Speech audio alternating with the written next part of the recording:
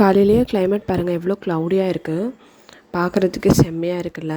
நல்லா சில்லுன்னு இருக்குங்க. அப்படியே படுத்து தூங்கிடலாம் போல இருக்குது.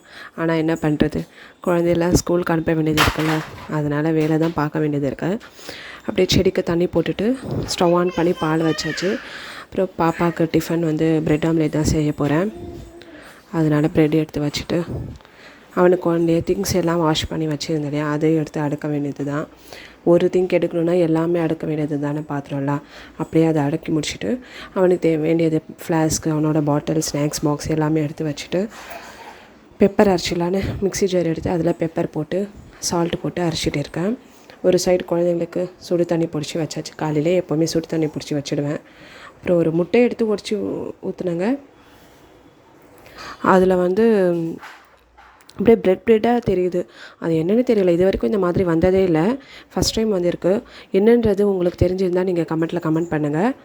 அப்புறம் அப்படியே பாப்பாவுக்கு ப்ரெட் ஆம்லேட் போட்டு கொடுத்துட்டு இன்னொரு ஆம்லேட் போட்டு அதில் ப்ரெட் ஆம்லேட் போட்டு கொடுத்துட்டு அவனுக்கு ஸ்நாக்ஸ் கட்டி ஸ்கூலுக்கு அனுப்பியாச்சு. அப்புறம் எனக்கு ஒரு சைடு வந்து தவா வச்சு நெய் போட்டு அப்படியே ப்ரெட் ஆம்லேட் போட்டுக்கிட்டேன். நானும் போட்டுட்டு இன்னொரு ஒரு ப்ரெட் எடுத்து அதை நல்லா எக்கில் வந்து முக்கி எடுத்துகிட்டு அதை அப்படியே நெய் போட்டு நல்லா கொஞ்சம் அந்த சைடு கோல்டன் ஃப்ரை ஆகிட்ட பிறகு மில்க் ஊற்றி அது வந்து நல்லா வந்து அப்படியே நம்ம ஃப்ரை பண்ண விடணும்.